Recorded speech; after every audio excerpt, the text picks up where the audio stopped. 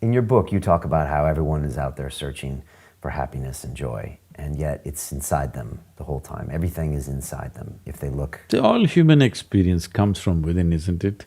I don't know what kind of geniuses thought these things. I know in America there must be a million books telling you how to, milk happiness from something else or somebody else but all human experience is generated from within. What comes from within you must be the way you want it, isn't it? Isn't that simple enough, I'm asking? Yes. What comes from around you may not be the way you want it, but what comes from within you must be the way you want it. If whatever happens within you the way you want it, will you be blissed out or miserable? Should be happy.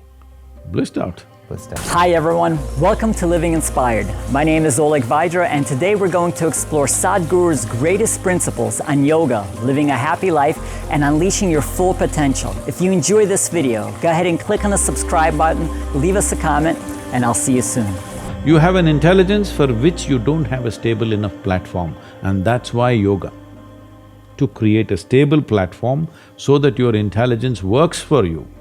Right now, you may call it so many things, so many exotic names have come up. Stress, tension, anxiety, depression, madness, all kinds of things. All this essentially what it means is, your intelligence has turned against you, that's all. You can give any number of reasons, but essentially, your intelligence has turned against you. If your intelligence was working for you, would you create blissfulness or misery? Bliss. This is all. Why your intelligence has turned against you?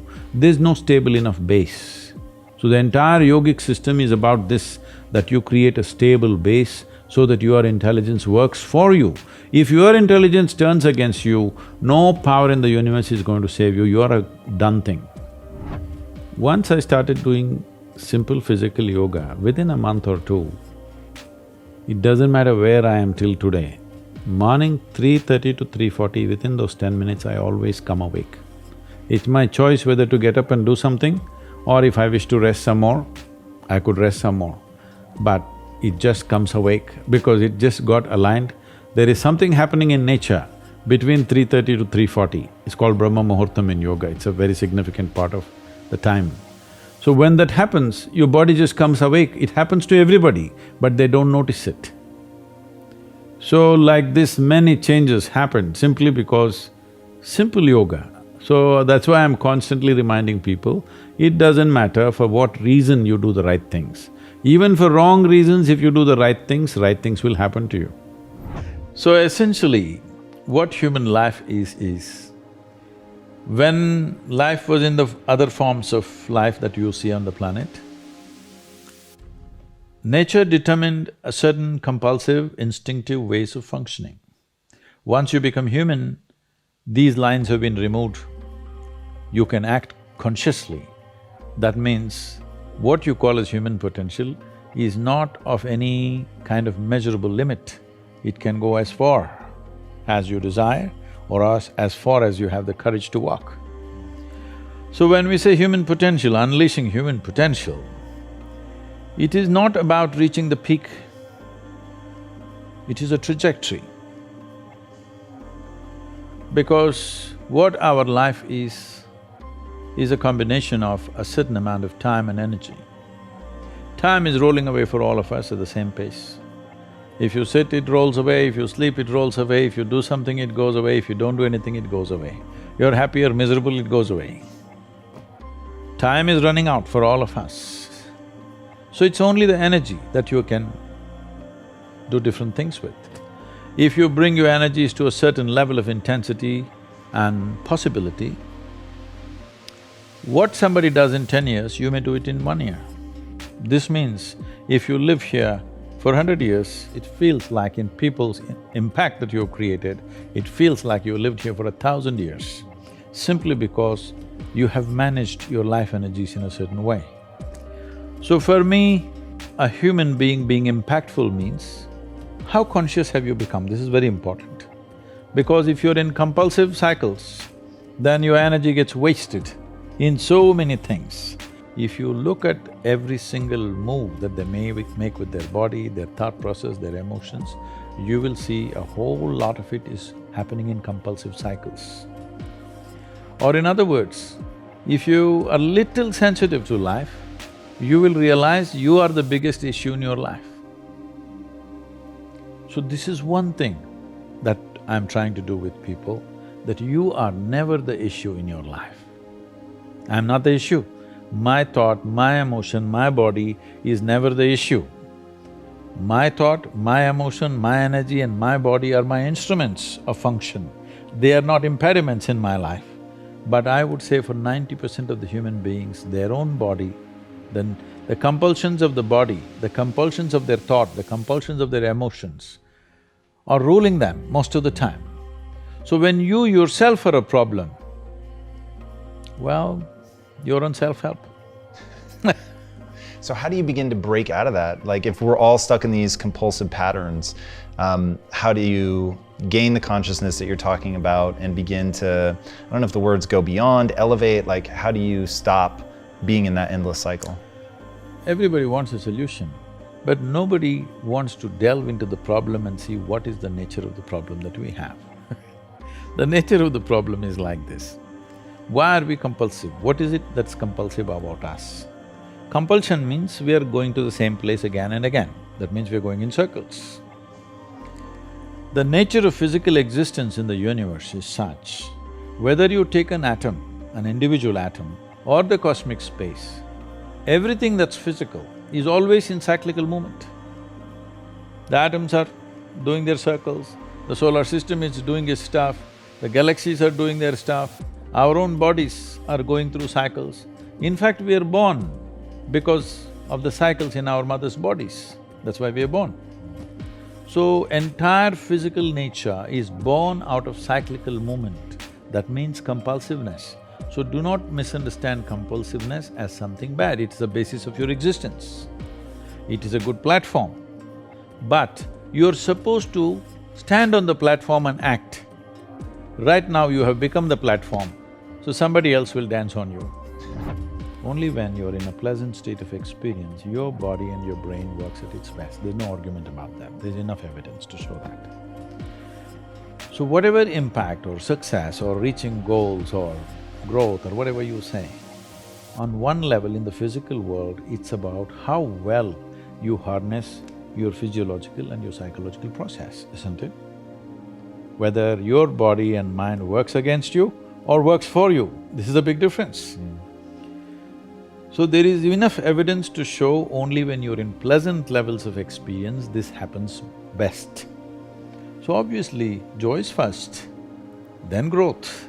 If you're joyful constantly and you have no fear of suffering because you understand all human experience comes from within you, and so you have managed to create the kind of experience that you want, now growth is possible unbridled. If you have the fear of falling down and suffering, you will not go very high, isn't it? So how do you work through that? How do you help people on that path? Many ways to look at it. One of the simplest ways to see it is all human experience has a chemical basis to it. Right now, let us say you're joyful. If we look at your chemistry, it'll be in a certain way. Let's say you're miserable. If you check your chemistry, it'll be a completely different way.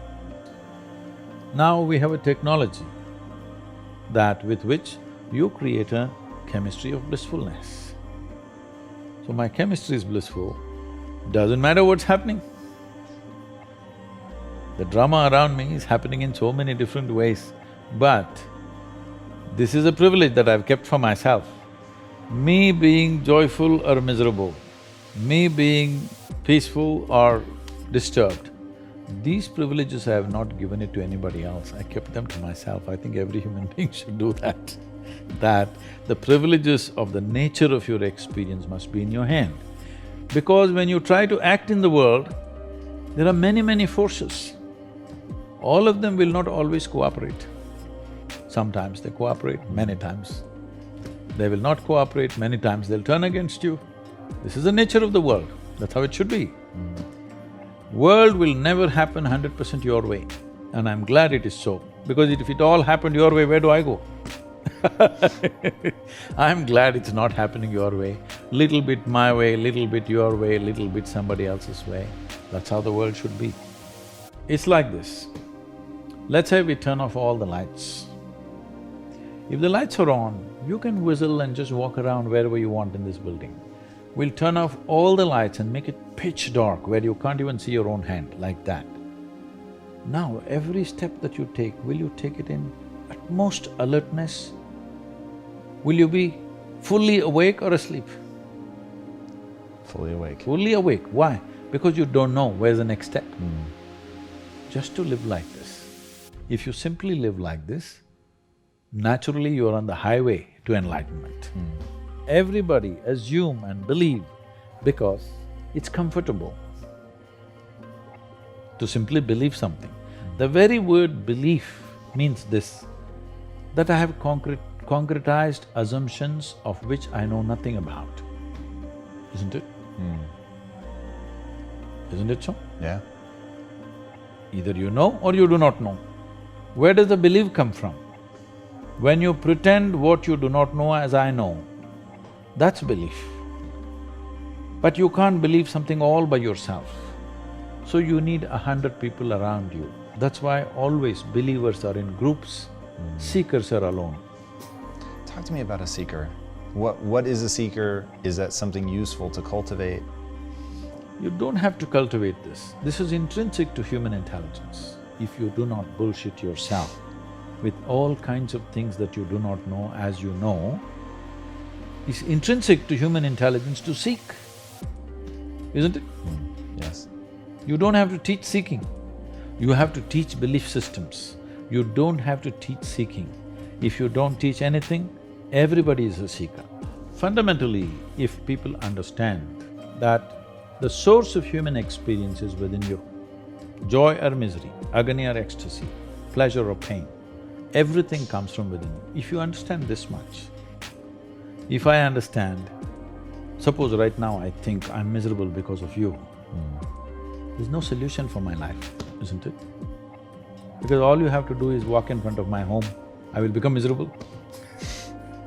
So simple it is. You don't have to kill me, you just have to walk around in front of me. I will die within myself every day. If I understand the source of my joy and misery are within me, then you know what's the obvious choice? Joy. Obvious choice, isn't it? So this one fundamental thing has to get across to all the human beings on this planet. Your experience is entirely determined by you. This is what the word karma means, unfortunately. It's become something else here. Karma means action. That means when we say your life is your karma, we are saying your life is entirely your making, 100%. What happens in the world, there are many, many forces involved.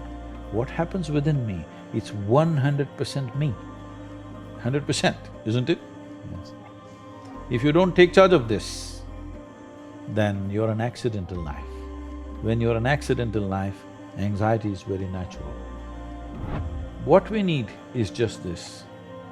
Do you want to live in a beautiful world means what? Beautiful does not mean just a beautiful view of the ocean or something else. Beautiful means human life here is pleasant within every human being. The question is not about what I wear, what I drive, where I live, but how I am within myself. See, what we can do in the world is a question of times. In which time of history we exist, accordingly we do things.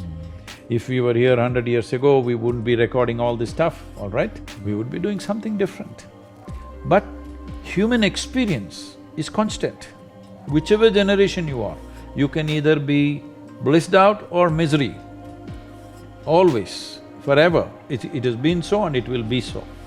So, what we can do in the world is subject to many realities of the times. But how we can be within ourselves is always a possibility. So what is always a possibility must be manifested. Whether you will run faster than Mr. Bolt or not, whether you will climb Mount Everest or not, this is not the point. those things are subject to individual tastes and individual likes and dislikes. But will your experience of life on this planet be pleasant or not? At least this one thing we must determine, that every human being's experience of life on this planet is pleasant. That much we must do, and it's doable.